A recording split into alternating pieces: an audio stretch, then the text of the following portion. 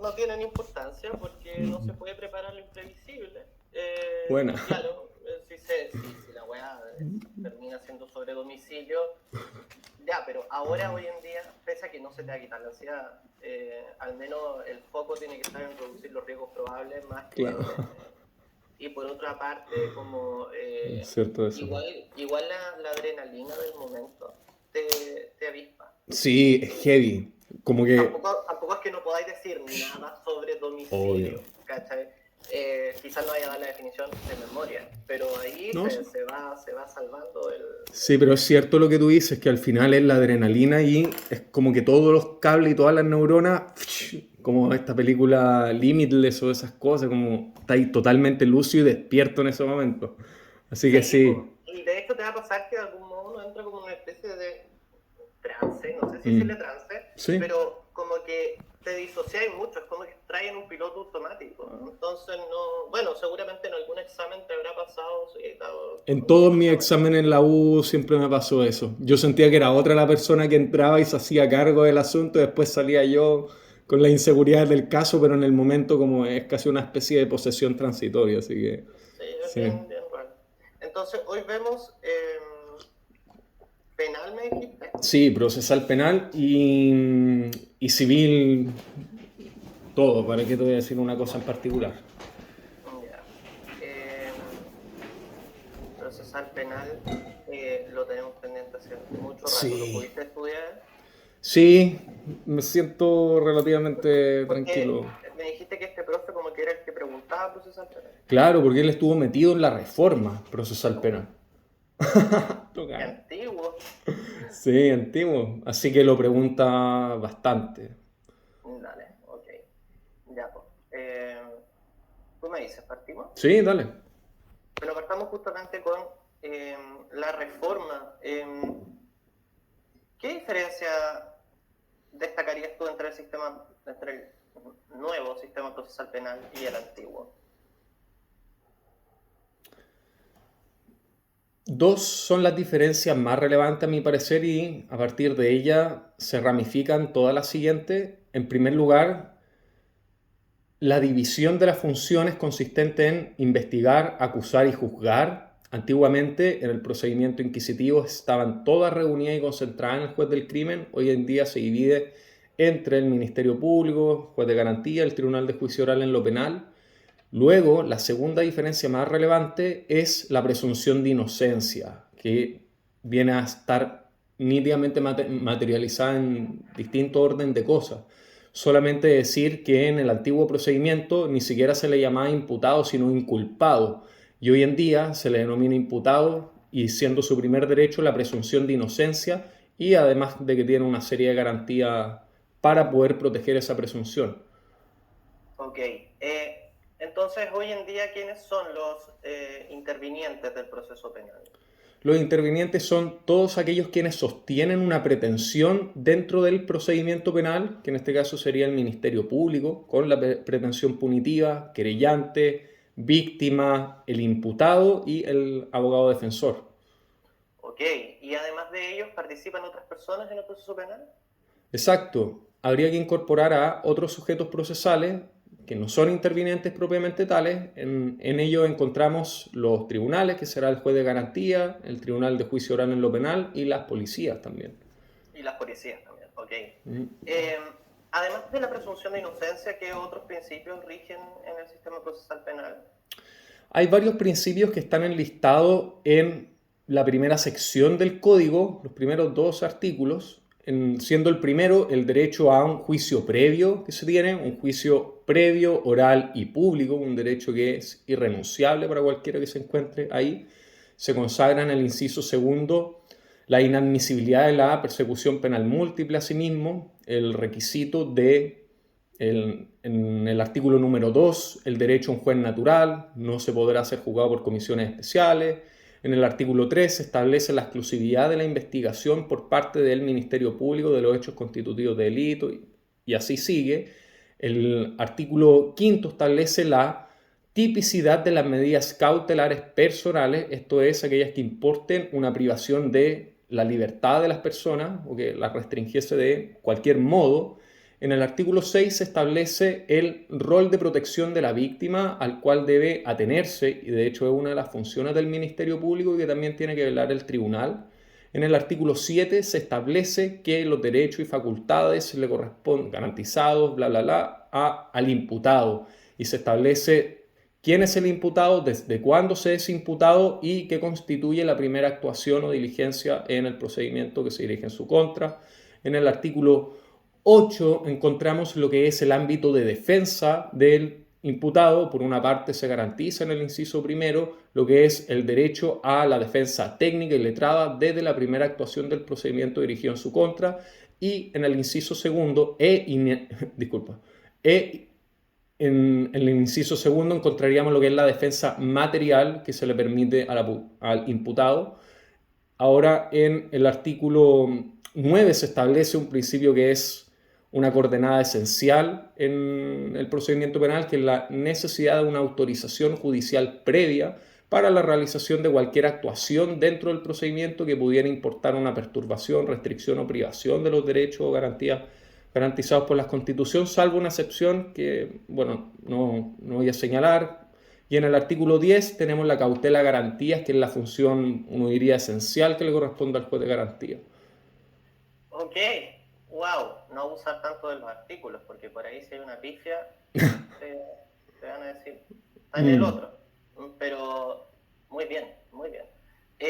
Hablemos de justamente el rol del juez de garantía en la investigación, porque, el rol del juez de garantía en los procedimientos penales en general, Perfecto. porque es uno de los actores que no existía en el sistema antiguo. ¿Qué papel cumple el juez de garantía? El papel principal que cumple, uno lo advierte con ocasión de la primera etapa, especialmente, y bueno, también de la etapa intermedia, pero en la etapa de investigación, el realizar un control, un examen de la legalidad de la investigación que desarrolla el Ministerio Público, de manera de tutelar los derechos de los intervinientes y muy especialmente los derechos del imputado, de manera tal que con el mérito de la investigación no se vulneren las garantías que están establecidas en la Constitución y las leyes.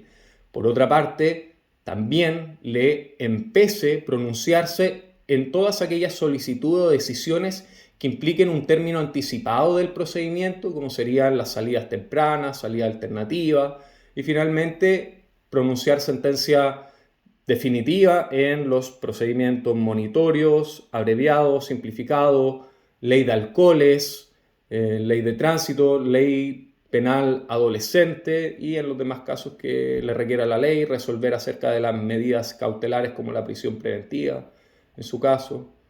Ok.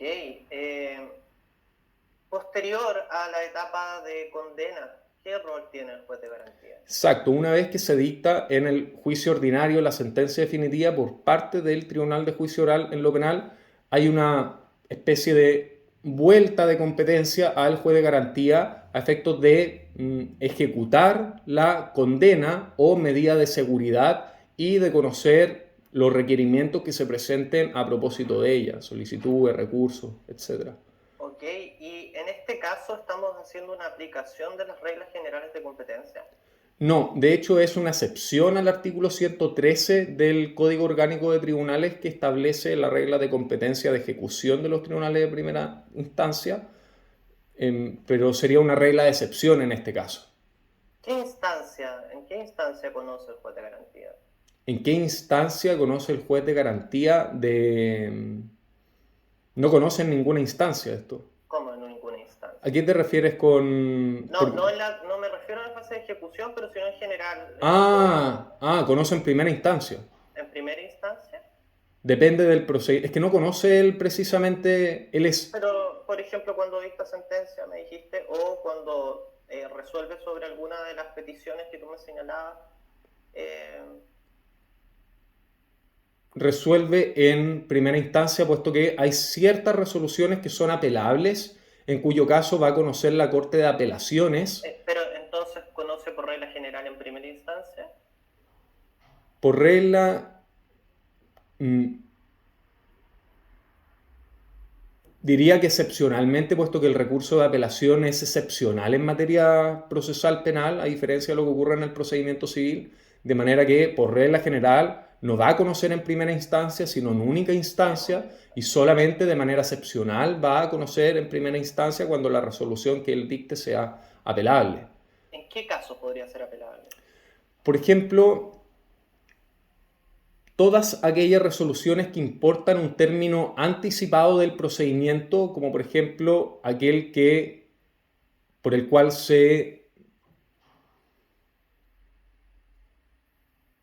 o por ejemplo cuando se rechaza la suspensión condicional del procedimiento, podría solicitarse por alguno de los intervinientes el deducir un recurso de apelación a su respecto.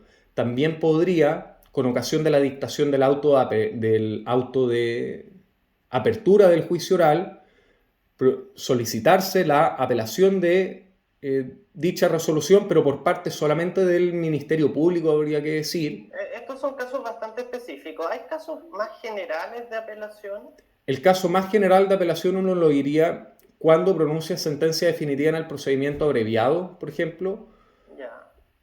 Más general que eso todavía en relación a las medidas cautelares, como por ejemplo prisión preventiva que se dictasen o de otro orden.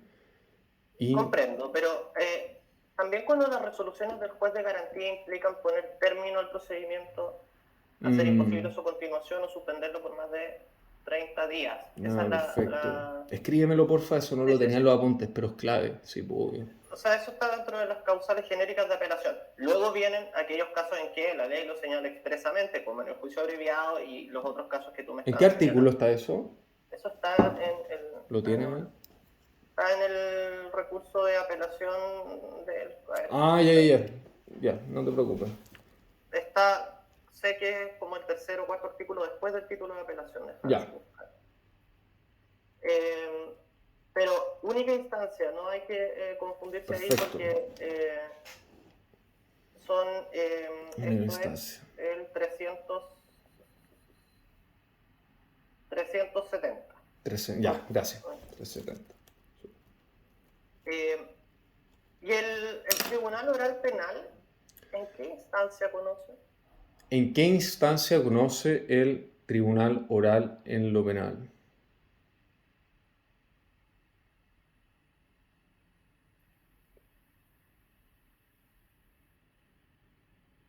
Conoce en única instancia. Única instancia. De hecho, según el código, las resoluciones del TOP son inapelables, dice el código. Con alguna excepción ahí en la prisión preventiva. Ahora, volviendo a los roles del juez de garantía, me decías que tiene que proteger las garantías. ¿Qué mecanismos permiten esa protección de garantías durante el proceso? Muy en concreto lo que es el artículo 10, la cautela garantía, o sea, él puede adoptar de oficio o bien a petición de parte todas las medidas que sean necesarias para permitir el ejercicio de los derechos del imputado e inclusive en el evento de estimar de que dichas medidas son insuficientes a fin de prever lo que sería una afectación sustancial en los derechos del imputado, podría ordenar la suspensión del procedimiento por el menor lapso de tiempo posible, llamar a una audiencia a todos los intervinientes y en atención a los antecedentes con los cuales va a contar, eventualmente podría dictar el sobreseimiento temporal del procedimiento. Por ejemplo, ¿no? Y respecto de las diligencias de investigación. Respecto a las diligencias de investigación, cuando éstas fueren intrusivas o afectaren derechos del imputado o bien de terceros, se va a requerir imperiosamente la autorización judicial por parte del juez de garantía. Ok. ¿Existen casos de diligencias que no requieran este tipo de medidas? Descontando aquellas que... No, más bien, perdón, no, porque en el fondo las que no son intrusivas obviamente no requieren. Actuaciones autónomas. Pero atribuciones autónomas, por ejemplo, de la policía. Sí, aquellas se encuentran en el artículo 83 del Código Procesal Penal, dentro de las cuales podemos enumerar, por ejemplo, prestar auxilio a la víctima, resguardar el sitio del suceso, consignar las declaraciones que voluntariamente prestaren los testigos que se encontraran en el lugar, Asimismo, recibir las denuncias del público acerca de los hechos que pudieran revestir carácter de delitos. Y, muy importante, realizar controles de identidad, que podrá ser un control de identidad investigativo, de acuerdo al artículo 85 del Código Procesal Penal, o bien podría ser un control de identidad preventivo. Ok, ¿cuál es el supuesto de cada uno de estos controles de identidad?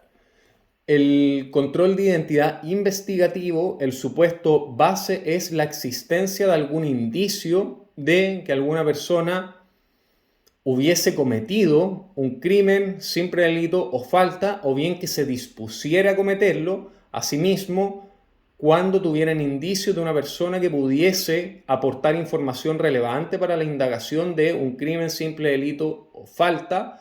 Asimismo, respecto de aquella persona que se encapucha, embosa, con el fin de, se embosa, se oculta, con el fin de disimular dificultad o obstaculizar su identidad. Y finalmente, cuando tuvieran información o antecedentes que pudiese presumir de que la persona cuenta con una orden de detención pendiente. Ok, ¿y en el preventivo? No se requiere ningún indicio, de hecho. El supuesto de hecho es extremadamente amplio y genérico, asimismo las facultades que tienen durante el curso del procedimiento. ¿Cómo? ¿Las facultades son genéricas? El supuesto es más amplio y genérico, pero las facultades son más acotadas que en relación al investigativo. ¿En qué sentido son más acotadas? En el sentido de que sin necesidad de otro indicio en el control de identidad investigativo puede procederse al registro de vestimenta, equipaje, vehículos motorizados, lo cual no puede ocurrir en el control preventivo, salvo y cuando se haga un control preventivo de acuerdo a la ley del tránsito, en donde ahí sí podría, de hecho una modificación legislativa reciente, podría realizarse el examen del vehículo motorizado, pero no obstante ello, no las vestimentas de los pasajeros, de todas formas. Ok. Además de ello, por ejemplo, ¿qué podemos decir de los sujetos controlados o la duración del control, el lugar del control? Sí, acerca de los sujetos controlados, habría que señalar que en el caso de un control de identidad preventivo, si hay dudas acerca de si la persona es mayor o menor de edad, tiene que dejarse en libertad, o sea, poner fin al procedimiento, no se puede continuar con él. En el caso de el control de identidad investigativo, por otra parte, puede presentarse para acreditar la identificación de uno, pasaporte. Pero no entendí muy bien lo de la edad. En el investigativo podría incluso tener lugar respecto a menores, personas de 16 años, etcétera, porque también es posible o factible que se encontraran en los supuestos de hecho, es decir, de que se dispusieran a comer un crimen, etcétera, etcétera. En el caso del preventivo, al ser un supuesto de hecho básicamente ilimitado, se acota esta facultad en relación al sujeto pasivo, es decir, la persona que se someta al procedimiento, de manera tal que frente a la duda de si es un menor o no, por el hecho de que hay una mayor discrecionalidad discrecionalidad a la hora de someter un procedimiento, se establece esta limitación al mismo tiempo a efectos de la policía poder retener a alguien en orden a hacer pero ¿la edad cuál es? En el caso del investigativo, podrá ser desde... O sea, perdón, y en el preventivo, porque en el investigativo me dijiste en el fondo que... Sí, en el preventivo es desde que se tiene mayoría de edad, es decir, 18 años en adelante. Respecto de la duración... 1 hora, investigativo, 8 horas, o sea, perdón, al revés, preventivo, 1 hora, 8 horas, investigativo. Ok. Podría no ser así en todo caso, podría alargarse. Claro, podría alargarse dependiendo no tanto, pero...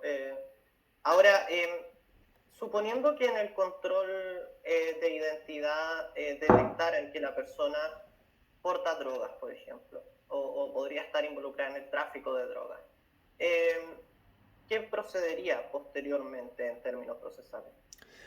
Tendría lugar de manera inmediata una detención por flagrancia en aquel supuesto, se le debería intimar acerca de los derechos que le asisten, en primer término, a guardar silencio, a ser comunicada su derecho a comunicarse con un abogado. En aquel supuesto, la policía va a tener un plazo de 12 horas para poner en comunicación al fiscal de la detención de este sujeto. Luego, en el plazo de 24 horas contado desde el momento de la detención en flagrancia, en el supuesto del artículo 130 del Código Procesal Penal, va a ordenar el fiscal que se ponga a disposición del juez de garantía que sea competente o bien que sea puesto en libertad cuando estime, por ejemplo, de que da garantía suficiente de que va a comparecer a instancias del procedimiento. Pero este plazo es para que el fiscal decida esto y lo ordene. No para que decida, sino para que sea puesto a disposición del tribunal. Tiene que ser puesto o conducido ante el juez de garantía en el plazo de 24 horas. ¿Y ahí qué procedería? Ahí tendría lugar la audiencia de control de detención del artículo 131 del Código Procesal Penal, la audiencia que se le denomina de control de legalidad de la detención. Ok. ¿Qué efectos tiene que se declare ilegal una detención? El efecto que produce es que el fiscal o el abogado asistente del fiscal que autorizado por esto hubiera concurrido a la audiencia no va a poder solicitar una ampliación del plazo de detención que en el evento que no fuese declarado ilegal podría solicitarlo por hasta un plazo máximo de 3 días a efectos de poder formalizar y en consecuencia solicitar medidas cautelares. Ok, ahora, ¿qué podría pasar para que la persona que está siendo sujeto de control de detención no terminara libre?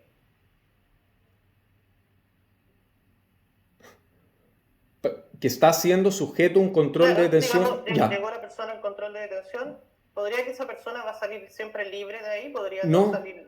podría no salir libre en dos supuestos. Primero voy a decir uno que probablemente él sería un ejemplo algo torpe. Para decirlo primero en relación al otro, sería, por ejemplo, si cometiera un delito en la audiencia misma, un desacato y ordenase el tribunal la detención en flagrancia por ese delito. Descontado aquello, que sería bastante burdo, pero puede ocurrir, sería en el supuesto de que no se declara ilegal la detención, formaliza investigación de manera inmediata el fiscal, el Ministerio Público, y en consecuencia solicita alguna medida cautelar. Por ejemplo, podría ser incluso la prisión preventiva. O sea, para que no salga libre de ahí tiene que ser la prisión preventiva. Exacto. Porque de lo contrario, bueno, depende del concepto de libertad. Pero ¿cómo? ¿La ilegalidad de la detención entonces impide formalizar? No va a impedir formalizar, se va a poder formalizar y solicitar medidas cautelares. Va a ser muy difícil de que aquello ocurra en la práctica de que se materialice, pero es del todo factible, no lo impide en absoluto. ¿Qué significa formalizar? Formalizar consiste en la comunicación que realiza el fiscal al imputado en presencia del juez de garantía de que actualmente se sigue una investigación en su contra por uno o más delitos determinados. De alguna manera es la puesta en conocimiento del contenido de la imputación jurídico-penal en contra del imputado, de manera que se le indica en los hechos que se le atribuyen la calificación jurídica y el grado o la participación que se le endosa en el mismo. Cuéntame, y esto de que se está realizando la investigación respecto de él, quiere decir que ya hay una investigación en curso, ¿no? Exacto. Pero antes de eso, el imputado no tiene conocimiento de ello. ¿Cambian las reglas que rigen esa etapa de la investigación con la posterior? O sea, cambian en el sentido de que en esta fase de investigación desformalizada, las diligencias investigativas son mucho más acotadas en cuanto al rango, por cuanto no van a poder hacerse investigaciones que incidan o afecten los derechos de las personas, como por ejemplo el imputado. No se podrían realizar exámenes corporales, médicos, órdenes de allanamiento, registro y entrada, interceptación de comunicaciones telefónicas tampoco podría, eventualmente una exhumación de cadáveres tampoco podría tener lugar, de manera tal que todos estos antecedentes que se recaban en la etapa previa a la formalización sirven y finalmente, llegado a una relativa convicción de que hay material plausible para continuar investigando, es que el Ministerio Público va a adoptar la decisión de formalizar. Ok, y cuando se formaliza, ¿qué efectos se producen? Hay varios efectos. los más relevantes o aquellos que están expresamente recogidos en el artículo 232 se produce la suspensión de la prescripción de la acción penal pública, luego no debía haber dicho la palabra comienza a correr el plazo legal de 2 años para que el Ministerio Público declare cerrada la investigación. Asimismo, ¿este es el plazo entonces que va a tener siempre para cerrar la investigación? no necesariamente, puede haber un plazo judicial que sea menor en atención a distintos factores, bueno, da igual, pero puede haber un plazo judicial menor al de 2 años, suspensión de la acción, de la prescripción de la acción, comienza a correr el plazo y... Bueno, y desde ahí... no puede archivar provisionalmente, no puede ejercer la facultad de archivo provisional, se pueden solicitar medidas cautelares. Si había una suspensión condicional del procedimiento, una nueva formalización por un nuevo hecho hace que caduque la suspensión condicional, entre otras cosas. Se puede solicitar, por ejemplo, ahora salida alternativa, procedimientos abreviados también. Claro. ¿Con qué duración entonces va a tener la fase desformalizada? La fase desformalizada no hay un plazo para ella, pero el plazo natural va a ser el plazo en virtud del cual se va a extinguir la acción penal destinada a perseguir el delito. Ese sería el plazo. Y entonces el imputado de algún modo se encuentra como en cierto estado de indefensión porque está siendo investigado, pero aún no hay una intervención de juez que lo proteja, ¿no? ¿Tiene algún mecanismo el imputado en un caso así?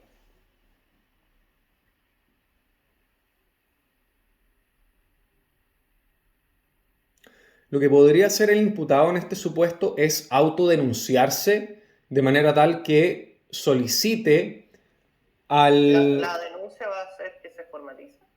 No necesariamente, pero en razón de la autodenuncia que efectúe, va a poder, por una parte tendría la posibilidad de realizar la autodenuncia, pero por otra parte podría comparecer directamente ante el juez de garantía y solicitar que aperciba al Ministerio Público a efecto de que que le otorgue un plazo para que realice la formalización de la investigación. El forzamiento de la acusación. Es que la autodenuncia, el forzamiento de la formalización. Forzamiento, no lo tenían los apuntes esos, pero ya está bueno. 186. Ahora, 186. Claro, pero es justamente lo que tú me dices, ¿no? Dice el artículo: cualquier persona que se considere afectada por una investigación no formalizada podrá pedir al juez de garantía que el orden fiscal informar de los hechos objeto de ella y fijarle un plazo para que formalice. Es que la autodenuncia va a hacer que se tramite como una denuncia. Claro. Al final va a terminar donde mismo. Exacto. Ahora, cuando me decías que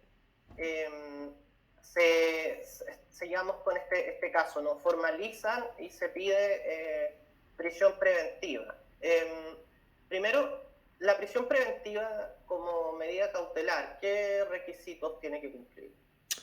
Se establecen en el artículo 140 del Código Procesal Penal, si bien el artículo 139 señala un requisito genérico que sería cuando todas las medidas cautelares anteriores fueren insuficientes para garantizar los fines del procedimiento, de manera que sería de alguna manera subsidiaria, lo cual se entiende porque es la más gravosa, aunque en la práctica pareciera no ser tan así. Ahora, el artículo 140 del Código Procesal Penal señala que el tribunal, el juez de garantía, la podrá decretar a solicitud del Ministerio Público o bien del querellante, cumplidos ciertos requisitos, primero cuando existan antecedentes que justificaren la existencia del delito, cuando existan antecedentes calificados, no estoy recuerdo si se ocupa la palabra, que permitan presumir fundadamente la participación del imputado en el delito, y en este es cuando existan antecedentes calificados, lo otro era solamente antecedentes. Cuando existan antecedentes calificados que permitan al tribunal estimar por indispensable la dictación de la prisión preventiva atendiendo a ciertas finalidades, por ejemplo, lo que sería la cautela de los fines del procedimiento, que muy en concreto se traduce para el éxito de diligencias precisas y determinadas de investigación, éxito de la investigación, por tanto, para precaver lo que podría ser un peligro de fuga, asimismo para garantizar o para asegurar la seguridad de la sociedad o bien del imputado. O sea, del imputado, perdón, de la víctima. Claro, ok. Cuando hablamos de éxito de la investigación, ¿cuándo se entiende que hay un peligro para el éxito de la investigación? Se establece que puede haber un peligro para el éxito de la investigación cuando existan, en el evento de que existan, antecedentes e informaciones que permitan presumir fundadamente que el imputado va a tender a la obstaculización de la misma, ya sea mediante la destrucción, falsificación o bien alteración de elementos de prueba, o bien podría estimarse de que éste fuere a inducir a coimputados, testigos, perito o tercero a informar falsamente al tribunal o bien a comportarse de manera reticente. Y en el caso del peligro para la sociedad, ¿cómo se determina eso? Hay varios supuestos, hay unos que tienen que ser especialmente considerados y otros que tienen que ser considerados y apreciados por el tribunal. Aquellos que tienen que ser especialmente considerados es si el delito tiene pena de crimen, si en el pasado la persona fue condenada por un crimen que tuviese asignada una pena equivalente o superior al delito que actualmente se le imputa, también en el evento de que tuviese previamente medidas cautelares a su respecto o también la aplicación de penas sustitutivas a la privación de libertad como una libertad condicional. Asimismo, otros factores que ha de considerar es la gravedad del delito atendida a el quantum de la pena asignada al mismo, la cantidad de delitos que se le imputaren, el hecho de haber actuado en grupo o en pandilla, por señalar algunos. Muy bien. Últimamente también el hecho de que se haya atacado a un carabinero PDI. Buena. La última que se agregó. ¿Son obligatorios entonces esto para el juez? Aquellos no son obligatorios para el juez, son factores que no son vinculantes, pero pueden iluminar lo que sería la decisión del mismo sobre el asunto de la prisión preventiva. Muy bien. ¿Cuánto dura una prisión preventiva? No hay un plazo para su duración. Ok. ¿Y entonces no hay ningún tipo de control sobre su duración? No, si bien no hay un plazo prefijado para la extensión de la misma, hay ciertos supuestos en donde va a ser imperativa la revisión de la procedencia de la prisión preventiva. Por ejemplo, cuando hubieran transcurrido 6 o más de 6 meses desde la última vez que se debatió siempre en audiencia acerca de la mantención, en este caso, de la prisión preventiva. Asimismo, cuando se hubiese superado más de la mitad de la prognosis de pena probable en el evento de ser condenado el imputado, y finalmente, bueno, realmente esto es facultativo, pero siempre que lo ordene el juez de garantía puede ordenar también lo pueden pedir las partes siempre que quieran. Ah, claro. ¿Ya? Si se rechaza, no. Fundado en nuevos antecedentes tendría que ser aquel. Claro. Dentro de las causales me mencionaste el peligro de fuga. El peligro de fuga tiene un tratamiento particular porque se le permite hacer algo al imputado para quedar libre. Sí, cuando el motivo es el peligro de fuga. Es el único supuesto en razón del cual, si es declarada la prisión preventiva, podría derogarse, por así decirlo, otorgando una caución que a juicio del tribunal sea suficiente para garantizar la comparecencia del mismo a juicio. Finalmente se podría otorgar una caución. De hecho, esto pasó ayer con el caso del padre del senador Macaya. Macaya, claro. 150 millones de ella la caución. Bueno, en todo caso, no es que perdáis la plata, sino que te la devuelven después, pero... Claro. En fin. Ahora, cuando supongamos que prosigue este mismo juicio por la droga, eventualmente tiene que terminar la investigación, ¿no? Sí. ¿Y qué ocurre cuando se cierra la investigación? Declarado el cierre de la investigación, el Ministerio Público cuenta con 10 días para adoptar alguna de las siguientes 3 actitudes. podría o bien comunicar su decisión de no perseverar por no haber recabado antecedentes investigativos suficientes que le permitieran acusar. Podría asimismo solicitar el sobreseimiento definitivo o temporal del procedimiento en atención a los artículos 250 o 252, o bien podría finalmente acusar cuando estimare que la investigación hubiera arrojado fundamento serio para el enjuiciamiento de la persona a quien se formalizó. ¿En qué consiste acusar? Acusar es el acto jurídico procesal en virtud de la cual el Ministerio Público formaliza su intención de perseguir la responsabilidad penal del imputado en virtud de estimar que cuenta con antecedentes serios de investigación que le permiten fundadamente sostener la misma persecución. Deficiente la definición, pero bien, debe señalar claramente los delitos. Pero esos son los requisitos de la acusación. Bueno, sí. Eso es el 259. Ya.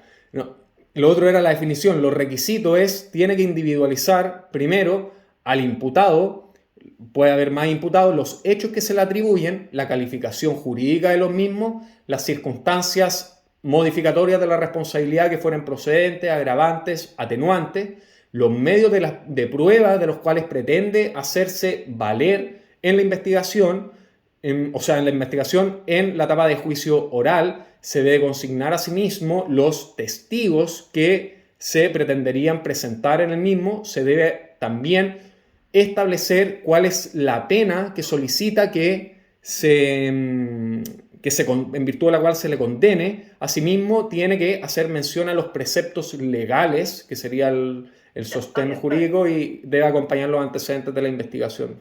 Sí, no, lo que me interesaba de la definición de acusación era justamente esto de señalar el delito y la pena determinada, porque lo que se hace con la acusación es ejercer la acción penal, ¿no? Entonces claro, ahí tienen que estar todos los elementos propios de la acción, del ejercicio de la acción. Ahora, cuando se ejerce la acusación, se señala, por ejemplo, los medios de prueba. ¿Por qué es necesario señalar los medios de prueba?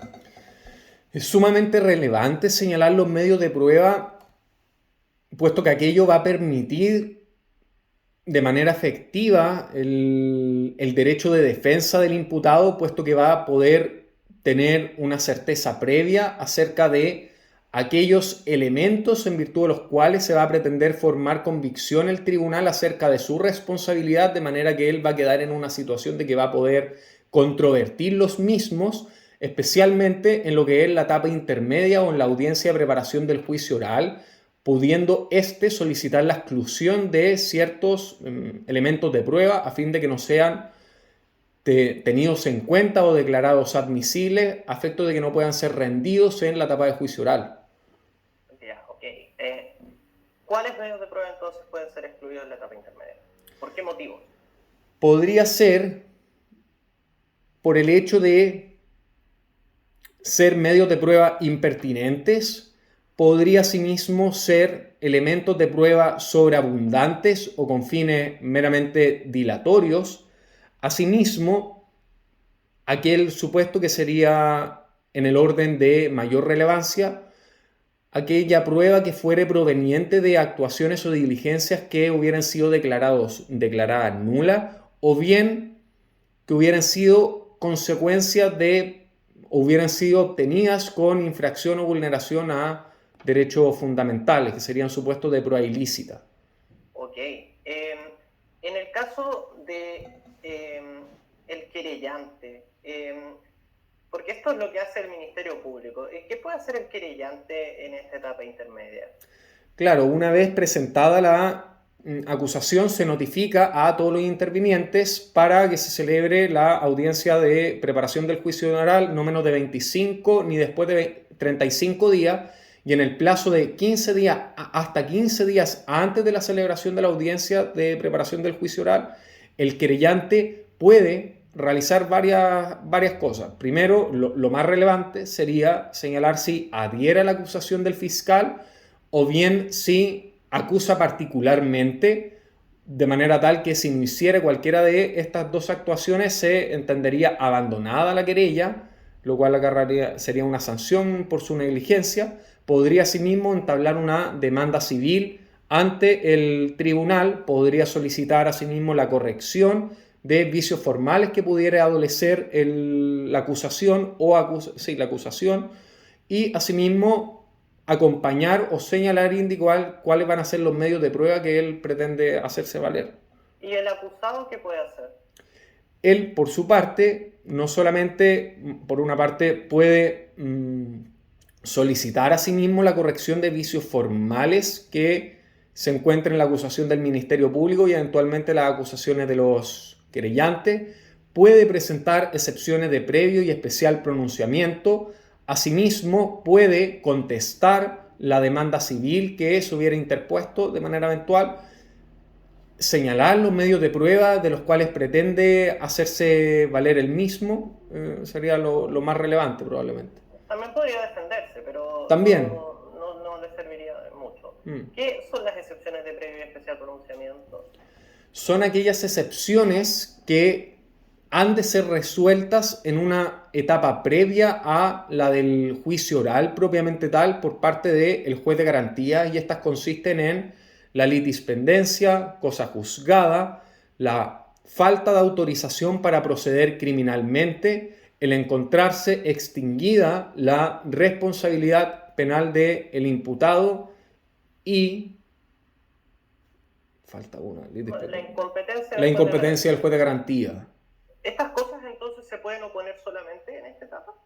La excepción de cosa juzgada y de extinción de la responsabilidad penal podrían incluso ventilarse ante el Tribunal de Juicio Oral en lo penal. Muy bien, muy bien. Si se acoge alguna de estas excepciones, ¿cuál va a ser el efecto? Se va a dictar el sobreseimiento definitivo de la causa. De la causa, ok. En la etapa intermedia, esta concluye con el auto de apertura, ¿no es cierto?, que señala las diferentes cuestiones que tiene que ser el auto de apertura. ¿Cómo funciona la prueba ya estando en el juicio oral? Primero, el sistema probatorio en materia penal, ¿cómo lo podríamos describir? De acuerdo al 295 del Código Procesal Penal, lo que rige es un sistema de libertad probatoria y, asimismo, de sana crítica en lo concerniente a la valoración que se encuentra, de hecho, expresamente consagrado en el artículo 297, con las limitaciones naturales de los conocimientos científicamente afianzados, los principios de la lógica y las máximas de experiencia acerca de la prueba en específico en la etapa del juicio oral. Hay que señalar que aquí lo que rige es el principio de inmediación, lo cual es fundamental, puesto que la prueba ha de rendirse de manera tal en audiencia pública y oral, de manera que los jueces perciban de manera directa los elementos de pruebas que se presentan, que sería el supuesto de inmediación formal, y asimismo que ellos extraigan por sí mismos, sin intermediarios, los elementos de convicción en los medios de prueba a fin de formarse su juicio en orden a la culpabilidad o la inocencia del imputado. Respecto de la convicción, ¿cuándo se adquiere convicción? O sea, ¿cuál es el estándar de convicción? Claro, van a adquirir convicción cuando en la propia subjetividad de cada uno de los jueces no haya ni siquiera una duda razonable respecto a la participación culpable, a la culpabilidad del imputado respecto al delito que se le atribuye. ¿Cuántos jueces son estos? Son 3. Ya. Tienen que lograr algún... ¿Me escucha? Se pegó. ¿Unánime? ¿Es unánime este convencimiento? No es unánime, es por mayoría absoluta, se requiere el voto de 2 jueces y si faltase uno de los jueces tendría que ser necesariamente unánime. Ok. Respecto de la decisión condenatoria, ¿qué es lo que puede hacer el imputado en este caso? O sea, ya existe la... Ya se condenó. Sí, lo que a continuación haría el imputado y en consecuencia el abogado defensor del mismo sería librar la batalla acerca de la determinación de la pena del delito. Podría, precisamente aquello sería lo más relevante de manera inmediata, y de manera más mediata se encontraría posibilitado de deducir el recurso de nulidad que se encuentra domiciliado en el artículo 373 y 374 del Código Procesal Penal. ¿Cuáles son las causales de la nulidad? Hay causales genéricas en el 373 y causales específicas en el artículo subsiguiente. Las causales genéricas es cuando en cualquier etapa del procedimiento o con ocasión de la dictación de la sentencia se hubiere vulnerado de manera sustancial los derechos o garantías que establece la Constitución o los tratados internacionales vigentes y ratificados por Chile. Y el segundo supuesto, de orden genérico, sería aquel en el evento de que se pronuncie la sentencia definitiva con infracción, con una errónea aplicación del derecho que influya sustancialmente en lo dispositivo del fallo. Y en estos supuestos, o sea, en el supuesto que acabo de precitar, y en el segundo, cuando existieren dos o más interpretaciones contradictorias emanadas por los tribunales superiores de justicia, por la Corte Suprema, podrá conocer la Corte... ¿Por la Corte Suprema o por los tribunales superiores? Por los tribunales superiores de justicia, por la Corte de Apelación o la Corte Suprema, va a poder conocer la Corte Suprema del recurso, de manera excepcional, claro. ¿En el primer presupuesto siempre va a conocer la Corte Suprema? En el primer presupuesto siempre... En el primer presupuesto siempre va a conocer la Corte Suprema. Pero, ¿qué pasaría, por ejemplo, si se le negó la presencia del abogado defensor al imputado, por ejemplo? Si se le negó la... Eso vulnera fundamentalmente el derecho a defensa, ¿no? Si se le negó la presencia... Sí, es cierto que vulnera flagrantemente el derecho de defensa, sin perjuicio de lo cual aquella hipótesis es una subsumible dentro de las causales específicas del 374, y aquellos supuestos del 374 tienen una competencia excluyente en la Corte de Apelaciones, de manera tal que conocería la Corte de Apelaciones. ¿Quién va a decidir entonces quién va a conocer ahí? Se realiza un examen de admisibilidad del recurso que se presenta ante el juez de garantía. ¿Es ante el juez de garantía? No sé ante quién se presenta. No, se presenta ante el tribunal que lo tiene que conocer, pues, ¿no? Digo... Ya, o sea, ante la Corte de Apelación o Suprema. Pero si yo estoy alegando que se vulneró el 373 letra A, ¿dónde presento el recurso? O más bien, más que presentarlo, bueno, pero ¿ante quién? ¿Quién va a conocer el recurso? ¿Ante quién? Se presentaría ante la Corte de Apelaciones y... ¿En el 373 letra A? Ah, en el 373 letra A. Ah, no, se presentaría ante la Corte Suprema. Y ella sería la que, en el examen de admisibilidad, al constatar de que no es una causal que amerite la intervención de la misma en el conocimiento del asunto, haría una remisión del recurso junto a su antecedente a la Corte de Apelaciones competente.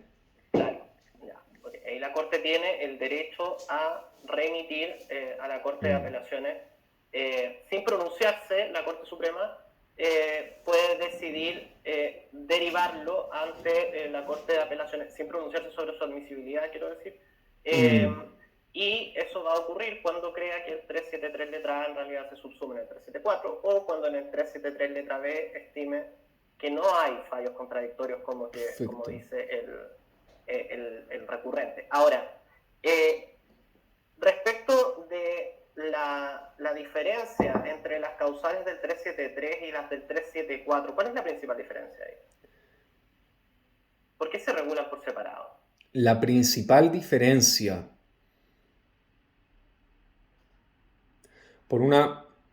uno diría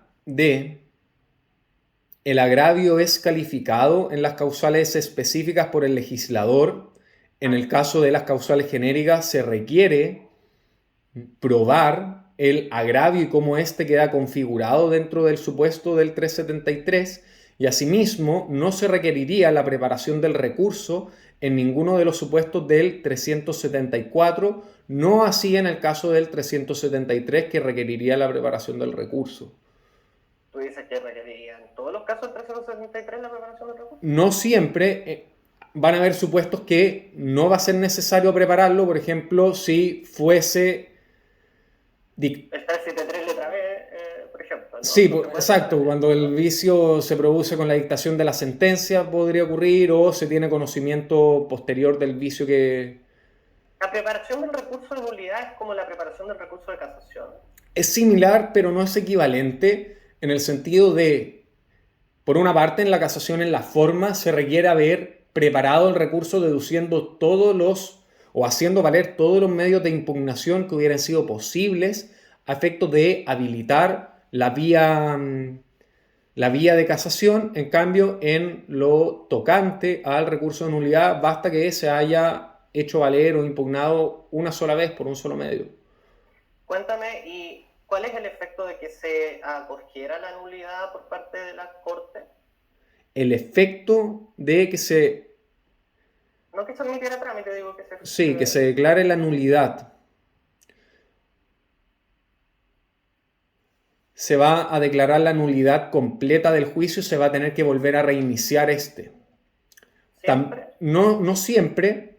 Podría también ocurrir de que dictase sentencia de reemplazo cuando, por ejemplo, el error de derecho del cual adoleciera la sentencia fuera, por ejemplo, en relación a la determinación de la pena o bien condenase a alguien por hechos que no son realmente constitutivos de delito de acuerdo a la legislación vigente. En aquellos supuestos se dictaría la sentencia de reemplazo, que en este caso sería una sentencia absolutoria, por ejemplo.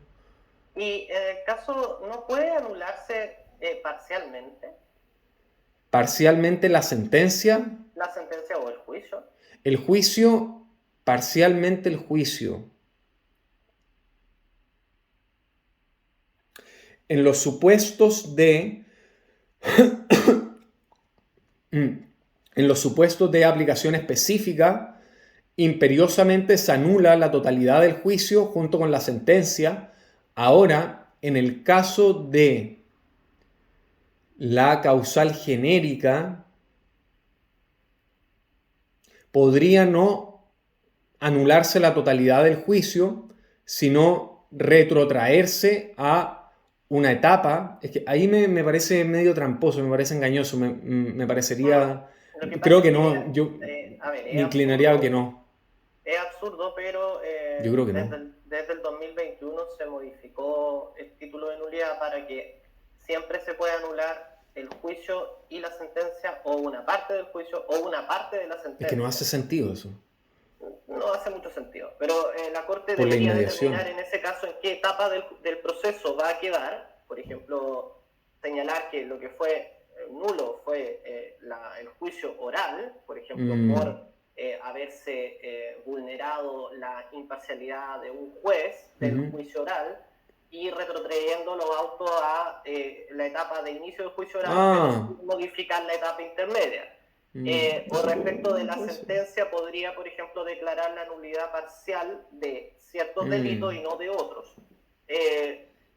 Parece más fácil de lo que es realmente, porque no es tan fácil, sobre todo como considerando cómo se calculan las penas, porque las penas tienen un cálculo distinto cuando son varios delitos a cuando es medio delito. Entonces, 3 delitos de incendio tienen un quantum de pena distinto de un delito de incendio más otro delito de incendio más otro delito de incendio, ¿no? Hay distintas reglas de concurso, ¿no? Entonces, si uno anula la mitad, ¿qué pena queda? La mitad de la del concurso, la otra mitad... Bueno, es un enredo el término. Realmente es un enredo, no queda nunca queda muy claro, pero bueno, al final sí se puede, total o parcialmente. Total o parcialmente. O de hecho dictar sentencia de reemplazo, que es lo supuesto que tú me decías. Perfecto.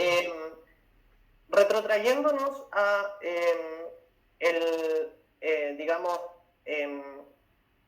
el caso de que se hubiese realizado este procedimiento del que estábamos hablando Ujú. y se hubiese incautado la droga, ¿importa ahí la discusión respecto del tipo de control de identidad que realizaron los policías? Si importa la discusión, sí importaría, sería relevante a efectos de la solicitud de exclusión de prueba ilícita, puesto que si fuere un control de identidad preventivo, aquello no hubiera autorizado para el registro de vestimentas en donde, o de equipaje en donde se hubiese localizado la droga, de manera tal que sería admisible y del todo factible que el abogado defensor del imputado solicitase la exclusión de la prueba por una diligencia que primero debió haber sido declarada ilegal o nula, o bien con afectación de los derechos que le garantiza la Constitución al imputado.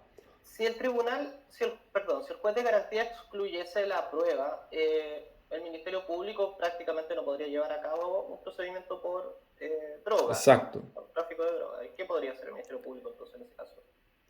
En aquel caso, cuando aquella prueba declarada ilícita hubiere sido el fundamento sólido, puede solicitar al juez de garantía el dictar sobreseimiento definitivo en la causa. Ya, pero bueno, se supone que el Ministerio Público quiere evitar primero eso, ¿no? Bueno, lo primero que haría en aquel supuesto sería deducir el recurso de apelación. De hecho, es el único facultado para poder deducir el recurso de apelación respecto a la auto de apertura del 177. Así que Ok. podría ir realizarlo ¿Y y si le rechazaran la apelación? ahí podría solicitar al juez de garantía que dictase el sobreseimiento definitivo de no ¿Eso perseverar. no es una anomalía esto? Porque el auto de apertura quedaría firme, ¿no? Con el rechazo a la apelación. Buen punto. Quedaría firme, exactamente. De manera que lo normal sería que se prosiguiese o la prosecución del juicio a la etapa de juicio oral. Pero finalmente, por una razón natural de economía procesal, por decirlo así, sería un desgaste de dinero, recursos. Además que, bueno, sí, y porque quedaría firme y el auto de apertura, ¿qué tipo de resolución judicial es? Es una sentencia interlocutoria de...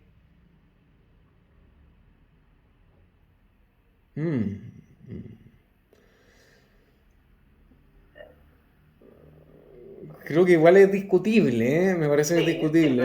pero el Pero de sentido común segundo de grado, segundo grado, sí. claro, como la resolución que recibe la causa prueba. Todo esto es siempre discutible qué cosa significa establecer un derecho, pero Digamos. claramente es de segundo grado porque no resuelve un incidente.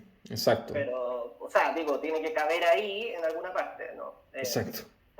Produce cosas juzgadas quedando firme por la apelación, ¿no? Entonces ahí se genera hasta como oportunidad extraordinaria de poder pedir retrotraer.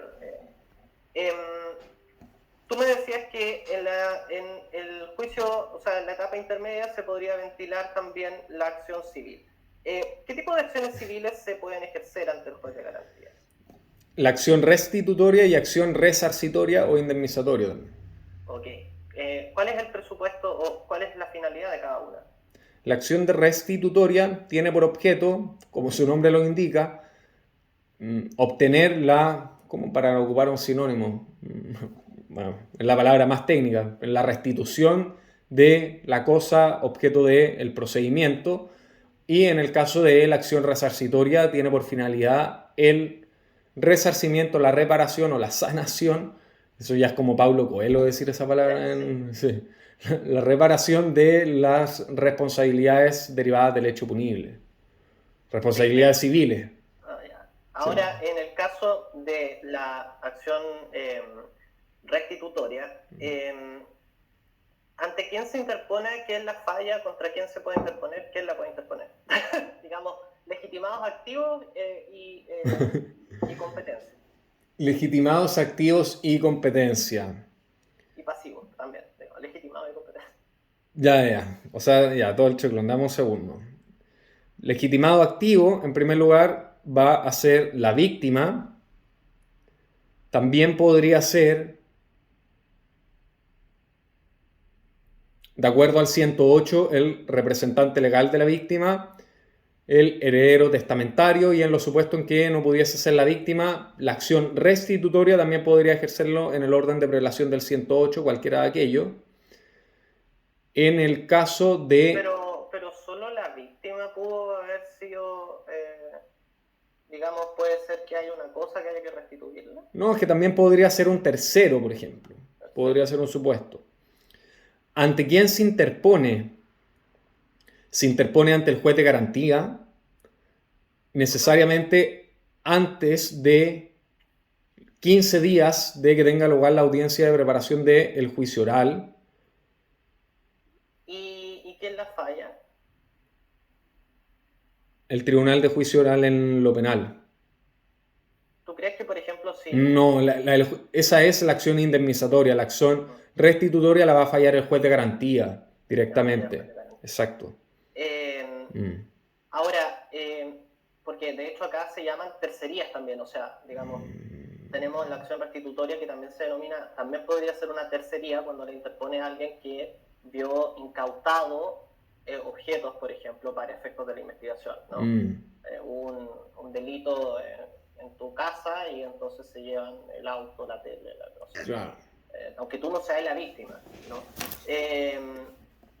En el caso de... en este caso, ¿qué sería lo que tendría que probar el actor? No tendría que probar el dominio, ni siquiera la posesión, sino solamente la tenencia de la cosa. Eso. No, probar el dominio sería un... ahora, en el caso de la acción reparatoria o indemnizatoria, ¿quién la puede ejercer y contra quién? En primer término, en sede penal, es decir, a efectos de que tenga competencia tribunales criminales, solamente va a poder ser ejercida por el ofendido por el delito y en contra del imputado, el ofensor. Si es deducida por alguien que no sea el ofendido directamente por el delito o se dirige en contra de alguien que no sea el imputado, necesariamente va a tener que ser en sede civil. Muy bien. Tú me decías que esto lo fallaba el Tribunal Oral Penal, ¿no? Claro. Pero ¿qué pasa cuando no se llega a juicio oral? Por ejemplo, se va por un procedimiento abreviado, simplificado.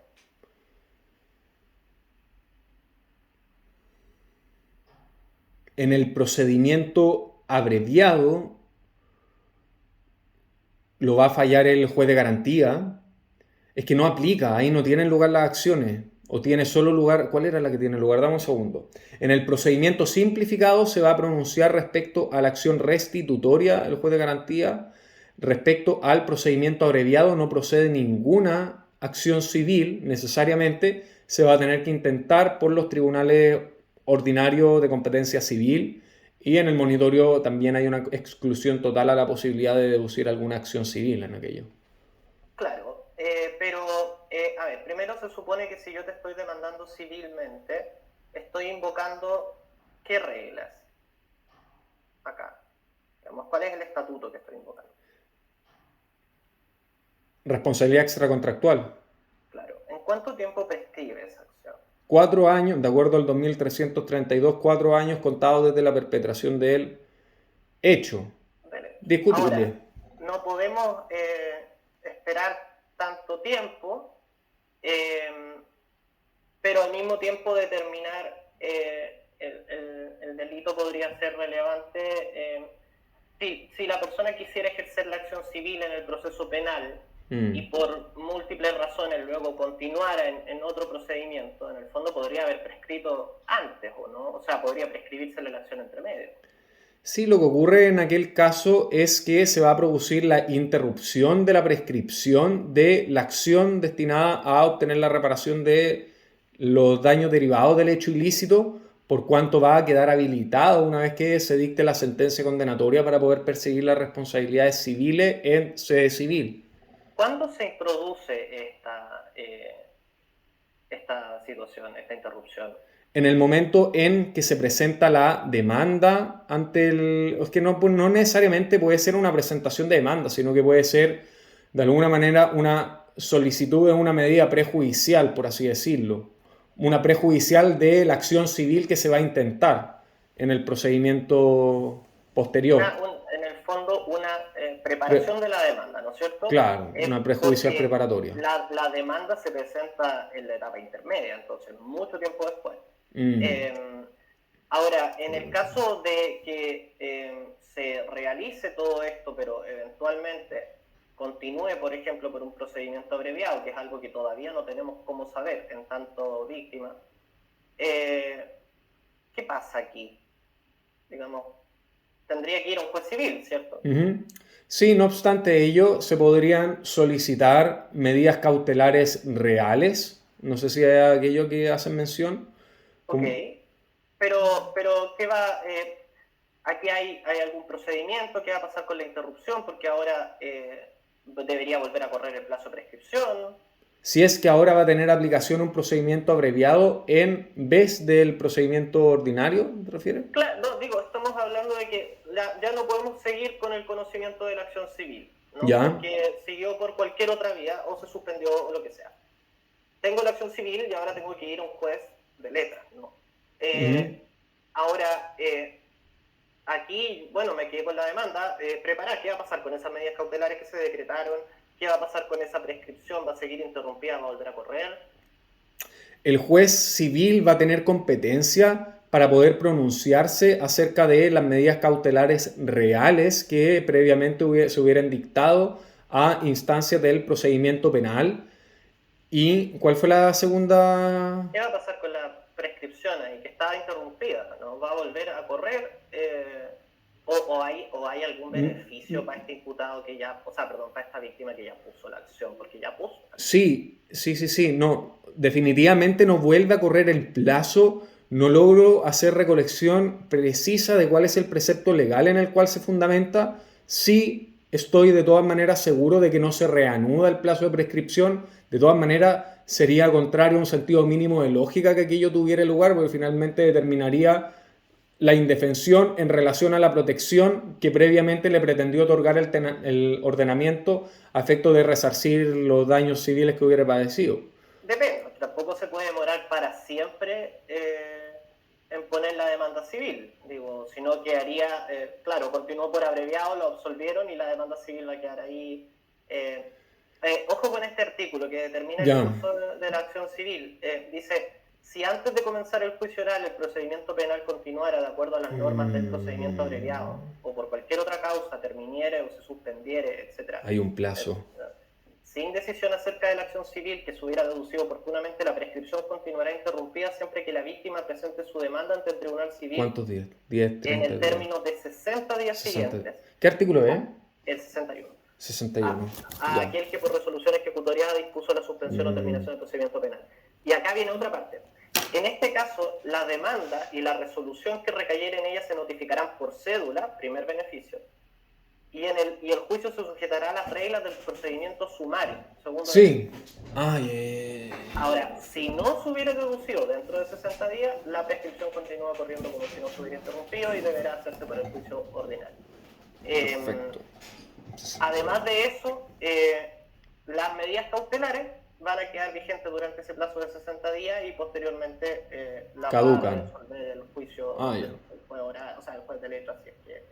no caducan de pleno derecho, o sea, se tiene... Caducan de pleno derecho cuando se pasa el plazo, pero si tú pusiste la acción dentro de los 60 días, el Tribunal Civil va a ver si las mantiene o no. Claro. Cuando tenga competencia para eso. Ahora, también importaría si es que se ejerce la acción civil, pero no en el procedimiento penal, pero con posterioridad a un procedimiento penal. ¿Por qué podría importar eso?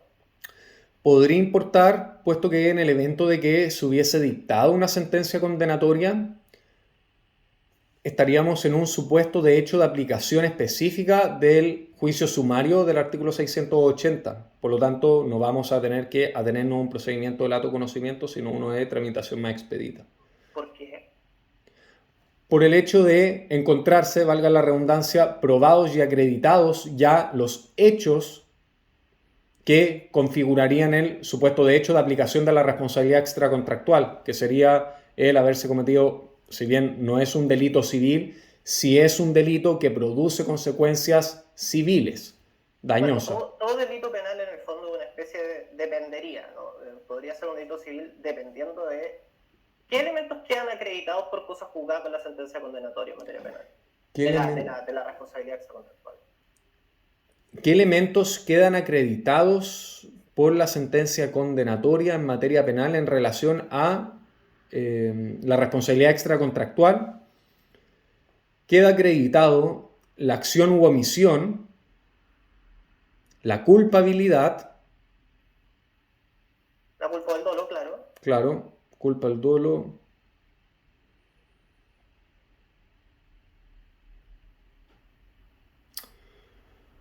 la ausencia de concurrencia a una causal de exoneración, de alguna manera, no necesariamente, es que serían aquellos dos supuestos únicamente, puesto que quedaría acreditar el daño, el nexo causal y eventualmente podría...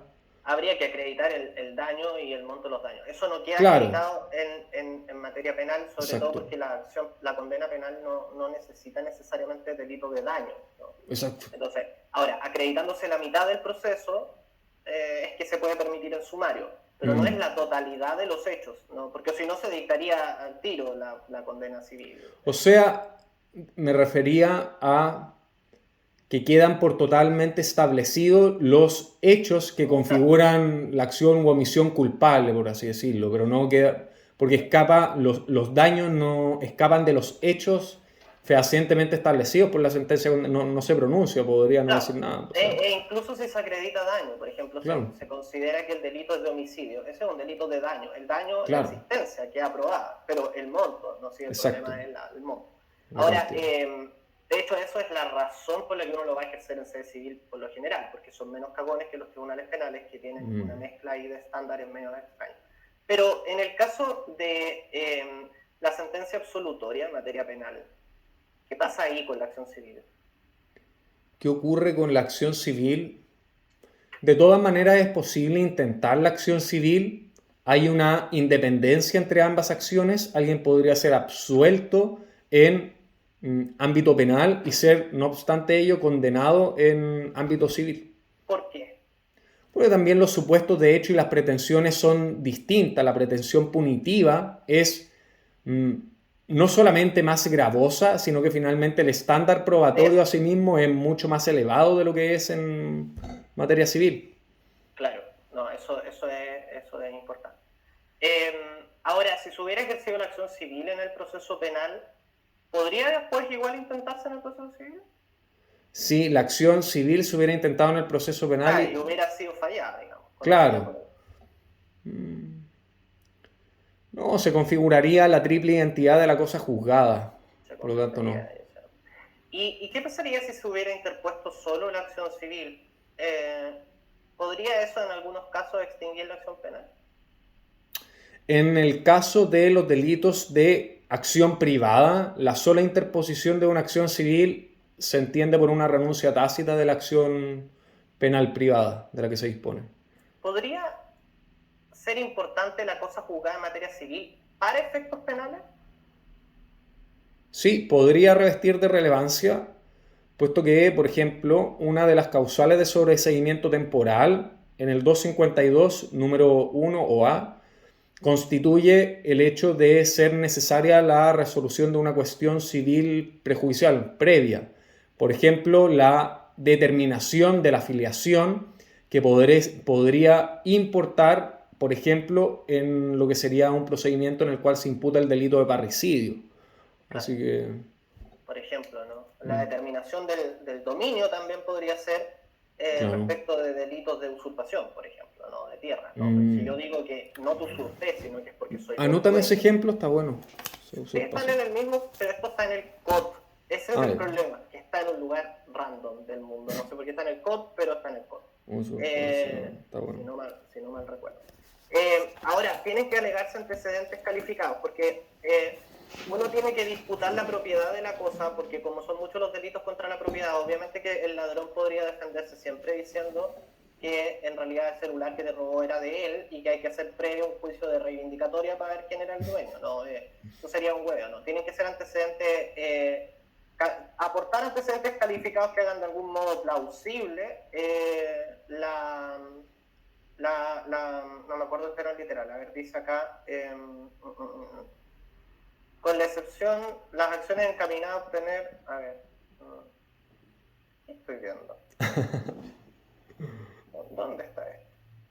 Ah, ya, acá está en el, no, dice, si el juicio criminal se suscita cuestión sobre un hecho de carácter civil, que sea un elemento que la ley estima para definir el delito, agravar la pena, disminuir la pena o no estimar culpable al autor, el tribunal con competencia en lo criminal se pronunciará sobre tal hecho.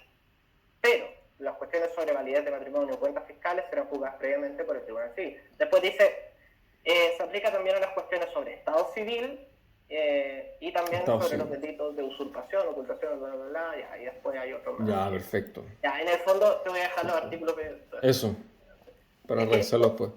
¿por qué esto está en el COD? Porque son reglas de competencia, ¿no? Entonces, nos está diciendo ahí cuáles son los casos en los que pero porque hay una modificación del 2023, disculpa, que nunca, no tengo idea, no había visto esto. ¿Cuándo pasó esto? Déjame ¿Y notarlo. qué habrán cambiado? Ya, no sé, 174. Claro, son reglas de competencia para decir, bueno, ¿qué pasa si la acción es mixta? Porque la regla general es que de hecho la conozca el juez penal, todos los casos de cuestiones civiles, pero luego vienen otros asuntos que están ahí. Esto se llama conexión heterogénea o huevo de nombre. Te lo voy a dejar más detallado. Bueno, Ahora, pasemos a civil entonces. bueno. ¿Qué ocurre con, siguiendo con esto de la responsabilidad? Habíamos señalado